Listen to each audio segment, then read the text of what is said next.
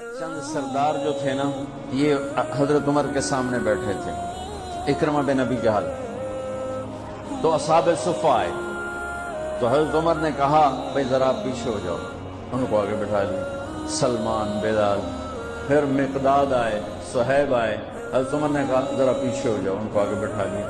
پھر دوسرے آئے، آپ نے کہا تم ذرا پیچھے ہو جاؤ۔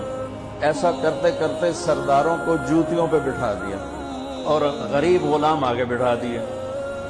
جب مجلس ختم ہوئی تو حضرت ابو سفیان کہنے لگے آج عمر نے ہمارے ساتھ کیا کیا؟ تو حارث بن ہشام، سہیل بن عمر کہنے لگے کیا کیا؟ کہ دیکھو سرداروں کو جوتیوں پہ بٹھا دیا اور غریبوں کو سامنے بٹھا دیا۔ تو اس پر سہیل بن عمر نے کہا اس میں عمر کا قصور نہیں، ہمارا قصور، ہم نے اسلام لانے میں دیر کی، ہم پیچھے رہ گئے، انہوں نے پہل کی، وہ آگے نکل گئے۔ تو اب ایک دم، حالانکہ یہ بالکل فتح مکہ پہ ایمان لائیں، ان کو نبی کی صحبت کے چند دن ملے ہیں، لیکن ایک ماحول بنا ہوا تھا، اس ماحول کو میں بتا رہا ہوں۔ یہ آپس میں کہنے لگے چلو دنیا کی تو خیر ہے، پیچھے رہ گئے، اگر آخرت میں پیچھے رہ گئے پھر کیا ہوگا؟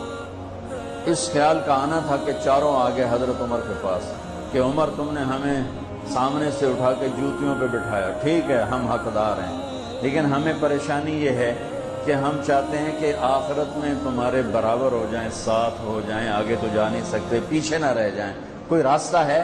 حضرت عمر نے فرمایا ان لوگوں نے اللہ کے نام پہ اپنی قربانیاں پیش کی، تم اللہ کے نام پہ اپنی جان پیش کرو، مال پیش کرو، تو تم بھی ان کے ساتھ ہو جاؤ۔ تو یہ کہنے لگے جی بالکل ٹھیک۔ تو یہ سارے قریش کے سردار مکے آئے اور مکے سے بمع خاندانوں کے انہوں نے ہجرت کی، 400 بڑے سردار انہوں نے مکہ چھوڑا۔ جب یہ مکے سے نکلے تو سارا مکہ رو رو کے برا حال کر رہا تھا۔ تو حارث بن ہشام رضی اللہ تعالیٰ عنہ، یہ ابو جہل کے بھائی ہیں، ابو جہل کے بھائی ہیں، حکم بن ہشام اس کے یہ بھائی ہیں حارث، یہ کھڑے ہو کر انہوں نے چھوٹی سی تقریر کی، فرمایا کہ دیکھو میرے بھائیوں، اللہ کے نبی نے دعوت دی، ہم پیچھے رہ گئے، ہمارے غلام آگے چلے گئے، اور اتنا آگے گئے ہیں کہ اگر یہ مکے کے پہاڑ سونا بن جائیں اور میں سارے خرچ کر دوں تو ان کے ایک دن کا اجر میں نہیں پا سکتا۔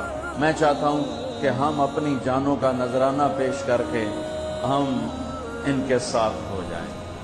یہ قافلہ جب ملک شام پہنچا تو یرموک کی جنگ سر پہ آ چکی تھی۔ یرموک کی جنگ میں رومن امپائر ٹوٹی اور اس کا فیصلہ ہوا اور ان کو شکست ہوئی۔ اس میں 3 لاکھ کا لشکر تھا رومن امپائر کا، اور صحابہ کا لشکر تھا 30,000، تو 10 گنا بڑا لشکر تھا۔ تو 9 دن یہ جنگ چلتی رہی کہ یہ لوگ وہاں پہنچے۔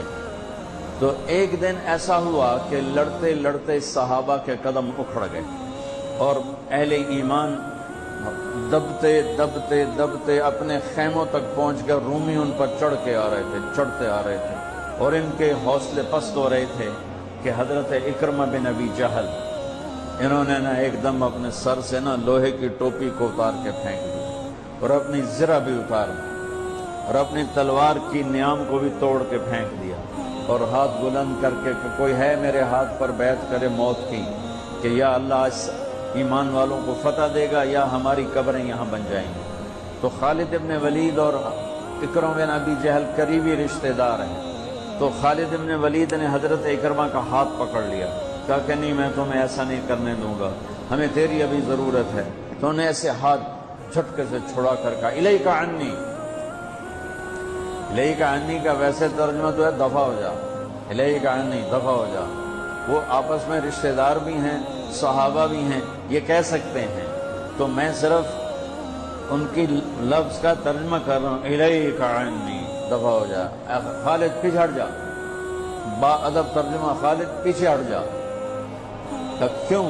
کہ میں اور میرا باپ ساری زندگی اللہ کے نبی کی دشمنی کی اور ان کے خلاف لڑتے لڑتے لڑتے زندگی گزار دی، آج اس داغ کو دھونے کا دن آیا ہے، آج میں اپنی جان دینا چاہتا ہوں تاکہ میرے دامن پر جو اللہ کے نبی کے ساتھ جنگ کے دھبے ہیں ان کو میں دھو دوں، لہذا میں تیری بات نہیں سنوں گا۔ تو ان کے بیٹے عامر بن اکرمہ نے آگے بڑھ کے بیعت کی، زرار بن افزر نے، عبد الرحمن بن ابو بکر نے، عبداللہ بن عمر نے، ابو سفیان نے، حارث بن ہشام نے، سہیل بن عمر نے، ان بڑے بڑے قریشی سرداروں نے، انہوں نے حضرت اکرمہ کے ہاتھ پر بیعت کی اور سب نے اپنی تلواروں کو توڑ دیا، نیاموں کو توڑ دیا، زریں اتار دی، لوہے کی ٹوپیاں اتار دی، اور اللہ اکبر کہہ کر جو گھسے ہیں 400 آدمیوں نے 3 لاکھ کا منہ پھیر دیا، اور ان کو ہٹاتے ہٹاتے ہٹاتے ان کے خیموں تک لے گئے۔ لیکن اس سفر میں ان 400 میں چند ہی بچے، باقی سب شہید ہو گئے۔ اور جب رومیوں کے قدم اکھڑ گئے تو حضرت خالد ابن ولید بھاگے، گھوڑے کو دوڑایا اور پیچھے کی طرف آئے کہ وہ دیکھ رہے تھے کہ اکرمہ بھی گر رہا ہے، عمر بھی گر رہا ہے، اور فلاں بھی گر رہا ہے، فلاں بھی گر رہا ہے۔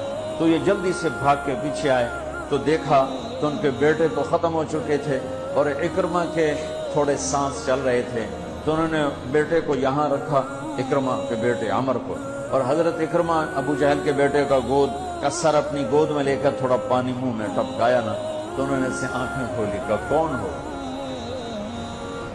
کہا میں خالد ہوں۔ کہا لمن الدوارہ، کیا فیصلہ ہوا؟ تو خالد نے کہا مبارک ہو، اللہ نے ایمان والوں کو فتح دی۔ کہا اچھا، عمر کو کہہ دینا جو تم نے کہا تھا وہ ہم نے کر دیا۔ آئے آئے، اور ساتھ ہی جان نکل گئی۔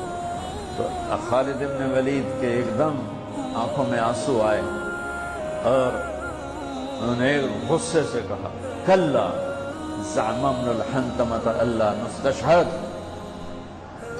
عرب جب کسی کو پیار سے بلاتے تھے تو باپ کے نام سے، یا ابن عمر، اے عمر کے بیٹے، یا ابن الخطاب، اے خطاب کے بیٹے، عزت محبت سے بلانے کے لیے باپ کا نام آتا تھا، اور غصے میں بلانا ہوتا تھا تو ماں کے نام سے، یا ابن سمیہ، یا ابن الحنتمہ۔ یہ ان کی ثقافت تھی کہ غصے میں بلانا ہے تو ماں کے نام کے ساتھ، عزت محبت میں بلانا ہے تو باپ کے نام کے ساتھ۔ یہاں خالد ابن ولید کو عمر پہ غصہ چڑھا ہوا ہے، کلا زعم ابن الحنتمۃ اللہ نستشہد۔ اب خطاب کا بیٹا عمر بن خطاب، یہ نہیں کہا خطاب کا بیٹا، حضرت عمر کی ماں کا نام لے کر کہا کہ اب حنتمہ کا بیٹا یہ نہیں کہہ سکتا کہ ہم نے اللہ کے نام پر اپنی جانوں کا نذرانہ پیش کیا۔ سبسکرائب کیجئے ہمارے چینل اور دبائیے بیل کا آئیکن تاکہ آپ کو ریگولر نوٹیفیکیشن اپڈیٹس مل سکے۔